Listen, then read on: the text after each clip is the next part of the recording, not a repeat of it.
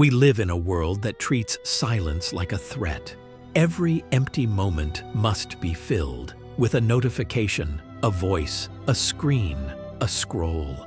From the moment we wake up, something demands our attention, and we give it willingly, almost desperately, as if being alone with our own thoughts were dangerous. No one teaches us this directly, but the message is everywhere. If your phone is quiet, something is wrong.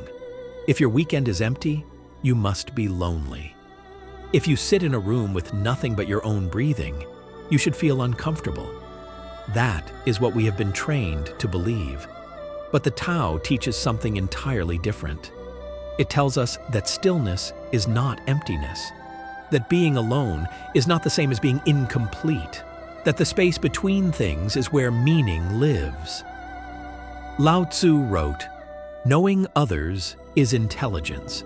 Knowing yourself is true wisdom." And that wisdom does not come from noise. It comes from the quiet moments we keep running from. This is not a call to isolate yourself. It is not a rejection of love or connection. This is an invitation to discover that when you stop running from silence, you find something unexpected inside it. Yourself. Whole. Present. Enough.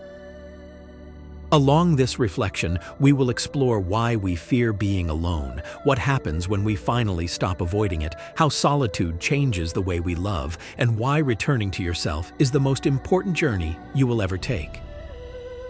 Because when you learn to sit with your own presence without needing to escape, you stop depending on the world to make you feel real. And when you stop depending, you become free. Part 1. Why we learn to fear stillness. Music shifts subtly. No one is born afraid of being alone. Watch a child playing by herself in a garden. She does not feel incomplete. She does not check if someone is watching. She builds worlds from sticks and shadows, fully absorbed, fully alive. In that natural state, solitude is not painful. It is creative, curious, open. The fear comes later. It comes when we learn that love is conditional, that attention must be earned, that our worth depends on being chosen, noticed, approved. We learn that if we behave well, we are loved. If we stand out, we are seen. If we fit in, we belong. And slowly, without realizing it, we stop feeling whole on our own. We begin to feel whole only when someone else confirms it. This is where a quiet dependency takes root. We no longer seek company because we enjoy it. We seek it because we are terrified of the alternative. We no longer share from fullness. We share from fear. And when that company disappears, when a relationship ends, when a friend drifts away, when a chapter closes, we do not just lose a person. We feel like we have lost a piece of ourselves. The Tao sees this clearly. It teaches that suffering does not come from loss. It comes from attachment. It is not the departure that wounds us. It is the belief that without that person, we cannot be at peace. It is not the silence that hurts. It is having forgotten how to live inside it. And this fear grows stronger with time. We scroll through images of people surrounded by friends, partners, laughter, gatherings. We see curated versions of happiness and begin to measure ourselves against them. We think that if we are home on a Friday night with no plans, something is broken in us. We think that if no one is reaching out, we must not matter. So we do whatever it takes to avoid that feeling. We stay in relationships that drain us. We say yes when everything inside us screams no. We fill every hour with noise, activity, distraction, anything to avoid sitting alone with what we actually feel. But the Tao reminds us that space you are avoiding is not empty. It is full of you, full of awareness, of sensitivity, of a wisdom you have been taught to ignore. The discomfort is not a sign that something is wrong. It is a sign that something is waiting to be heard. Part 2. What silence reveals? When the noise finally stops, when there are no screens, no voices, no tasks pulling at you, something strange happens. Silence does not greet you with peace. It greets you with everything you have been avoiding. Thoughts you buried come back. Feelings you numbed start to surface. Old wounds, unfinished conversations, questions you never let yourself ask. They all rise, one by one, like objects floating to the surface of still water. This is why so many people cannot stand being alone. It is not the silence itself they fear. It is what the silence uncovers. At first, it is uncomfortable. Your mind races. It replays the past, rehearses the future, criticizes, doubts, compares. You may feel restless, anxious, even sad. But this is not a sign that you are failing. It is a sign that for the first time, you are listening to what has always been there, buried under layers of distraction. The Tao teaches us not to fight this process, not to force calm, not to wrestle with our thoughts, just to observe, to let things rise and fall like wind through an open field. The mind settles when it is no longer forced. Clarity comes not from control, but from surrender, and if you stay long enough, something begins to shift. The thoughts lose their grip, the emotions soften, your breathing deepens, your body releases tension you did not know you were holding, and beneath all that noise, something quiet appears. Presence. Not the kind you perform for others, the kind that simply is. You begin to feel yourself, not as a collection of problems to solve, but as a space wide enough to hold everything. The Tao calls this returning to the center, the point where you do not need to prove anything, escape anything, or become anything. You simply exist. And that is enough. In that space, you start hearing your own voice again. Not the voice shaped by other people's expectations. Your real one. The one that knows what truly hurts, what you genuinely desire, what you actually need, not what you were told to need. This is not something you can think your way into. It only comes from sustained stillness, from sitting with yourself long enough that the surface clears and you can finally see the bottom. Part 3. Solitude is not abandonment. There is a difference that most people never learn. The difference between being alone and being abandoned. They feel the same on the surface, but underneath, they come from entirely different places. Abandonment is a wound. It happens when no one is with you and you are not with yourself either, when you feel lost inside your own skin, when you search desperately for someone to tell you that you are enough, because you cannot say it to yourself, when you cling to people, situations, routines, not because they fulfill you, but because letting go feels like falling apart. Conscious solitude is something else entirely. It is choosing to be with yourself without running. It is deciding to sit with your own silence, your own thoughts, your own imperfections, and staying, not because there is no one else, but because you have stopped abandoning yourself. The Tao teaches that the person who learns to remain within themselves does not depend on the outside world to feel complete. They are not isolated. They are centered. They are not closed off. They are grounded. When you have not learned to be alone, every absence becomes a threat. A message left unanswered feels like rejection. A moment of distance feels like betrayal. Everything becomes personal. Everything stings. The mind builds stories of abandonment out of ordinary silence. But when you have learned to inhabit your solitude, absence stops being an enemy. You understand that people have their own rhythm, their own process, their own inner world. You stop demanding constant presence. You stop chasing attention. You begin to offer companionship without depending on it. The difference also shows in how you speak to yourself when no one is around. If you criticize yourself, compare yourself, tear yourself apart in those moments, then you are not truly alone. You are in bad company. You are living with an inner voice that punishes rather than protects. But if in those same moments you speak to yourself with patience, with honesty, with kindness, then you are building something rare. You are building a relationship with yourself that no external loss can destroy.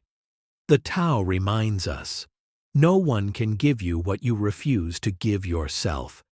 If you do not offer yourself respect, you will search for it in others. If you do not give yourself calm, you will beg for it from the world. And when the world fails to provide it, as it always eventually does, you will feel shattered. Learning to be alone without feeling abandoned is learning to hold your own heart steady. Part 4. How solitude transforms your relationships. Most people enter relationships looking for shelter, not connection. They search for someone who will quiet their anxiety, fill their emptiness, give them a sense of identity. They do not seek to share, they seek to lean. They do not seek to love, they seek to not feel alone. From that foundation, the bond is fragile from the start. The Tao teaches that everything born from imbalance creates more imbalance. Two people who come together from scarcity become dependent. They grip, they control, they confuse love with need and attachment with devotion. Conscious solitude breaks this pattern.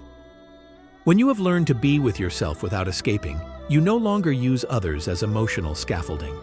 You arrive in relationships whole, not fractured. You arrive with presence, not urgency. You arrive with clarity, not fear. And the nature of the bond changes. You no longer attach to be filled. You connect to share. You no longer demand to be saved. You appreciate being accompanied. You no longer tolerate what dims you. You honor what expands you. Solitude also teaches you to recognize your emotional patterns. It shows you how you love, whether from control, from insecurity, from habit, or from genuine openness. Without this awareness, you repeat the same story with a different face, changing partners, but never changing consciousness. From that place of self-knowledge, you choose better. You choose from calm, not desperation. From respect, not from wounds. You also learn to set boundaries without guilt. Because when you respect yourself in solitude, you do not accept disrespect in company. When you value your space, you do not allow invasion.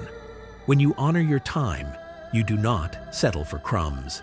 The Tao speaks of love not as possession, but as flow. Not as control, but as trust. Not as fusion, but as harmony between two complete individuals. When two people who know how to be alone come together, they do not cancel each other. They strengthen each other. They do not chain each other. They walk side by side. They do not suffocate. They breathe together. That is conscious relationship. That is mature love. And it all begins with having learned first to walk alone. Returning to yourself. After all of this, after looking at your fears, your patterns, your attachments, your silences, you arrive somewhere essential. You return to yourself. Not the version built by expectations, by social pressure, by old wounds, or by comparison. The real one. The one who is always there, waiting to be noticed. The Tao teaches that every true journey is a return, not a race forward, not an accumulation of experiences, a coming back to simplicity, to presence, to the quiet place inside you that does not need applause to exist. Learning to be alone, learning to walk without emptiness, learning to listen to yourself, learning to love from awareness rather than from need. None of this makes you cold or distant. It makes you free. It makes you whole. It makes you someone who no longer has to lose themselves in order to feel accompanied. When you embrace your solitude, you stop running from yourself. And when you stop running, you begin to inhabit your life fully. You stop chasing validation. You stop begging for attention. You stop betraying yourself out of fear. You stop staying where your spirit fades. You stop forcing yourself into shapes that do not belong to you. You begin to live from truth, from calm, from integrity. The Tao reminds us, whoever is at peace with themselves does not need to fight the world. Whoever accepts themselves does not need to impose. Whoever understands themselves does not need to justify. Whoever loves themselves does not need to beg for love.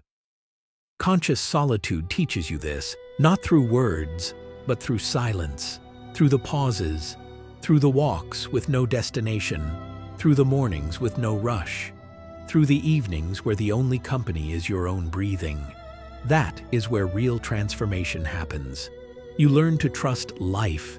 You stop seeing every change as a loss. You stop living on the defensive. You understand that everything moves, everything shifts, everything transforms, and you are part of that current. Your life begins to move like water. Flexible without being weak. Steady without being rigid. Present without being anxious. Calm without being indifferent. You learn to be with others without losing yourself. To be alone without feeling hollow. To love without depending. To let go without bitterness. To move forward without force. To rest without guilt. And then something quiet and profound settles in. You stop living as if something were missing. You start living as if what you have, what you are, is already enough. Every step becomes conscious. Every choice becomes honest. Every relationship becomes more real. Every silence becomes nourishing. You no longer need to fill every space. You no longer need to prove anything. Your presence alone is enough. Your existence alone is worthy. You were never truly alone. You were always with yourself. You just needed to learn how to arrive.